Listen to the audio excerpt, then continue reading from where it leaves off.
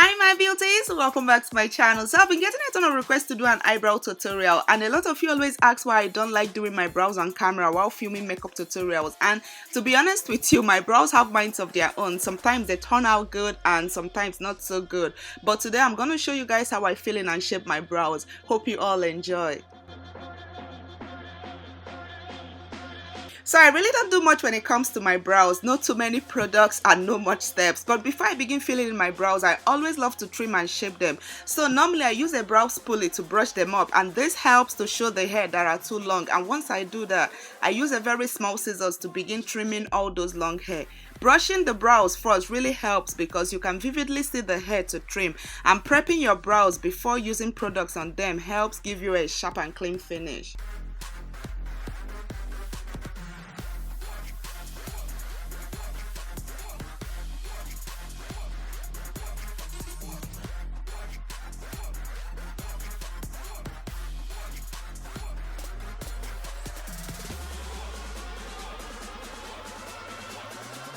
Next thing I love to do is to use a brow tweezer, and this one comes with 3 in a pack for like I think $4.99, and I always use it to remove all the ingrown tiny hair below and above my brow hair. And I know so many people prefer to pluck their brow hair with a tweezer, but I tried it and it was kind of painful, so I stopped. I prefer doing it this way.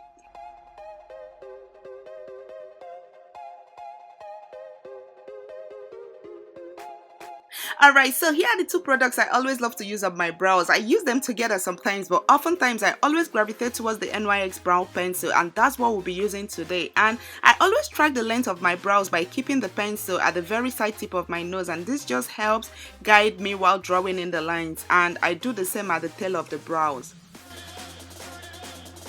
Using the NYX brow pencil, I'll begin drawing in line from the outer portion of my brow and take it back to the tail. And don't worry if you make any mistake because you can easily correct it with a concealer.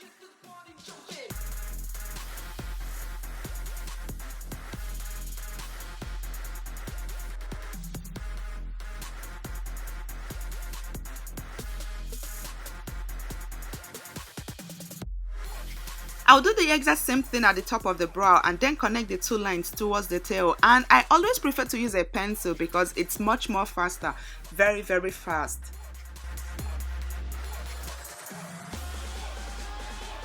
So once I have the shape I want, I begin filling in the lines with the same pencil, and sometimes I use the Anastasia Deep Brow to fill them in, but most times to save time I just use the same pencil.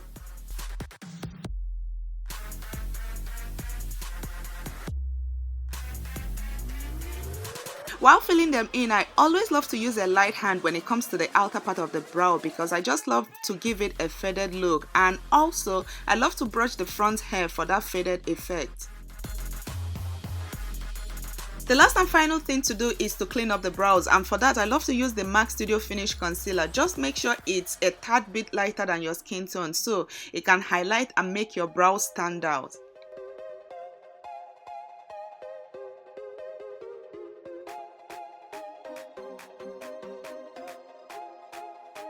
I'll use the same concealer on the top part of the brow, though sometimes I use 2 different shades of concealer, a lighter one for the down part and a skin tone colored one for the top, but I just prefer to use one concealer, you guys, it saves time.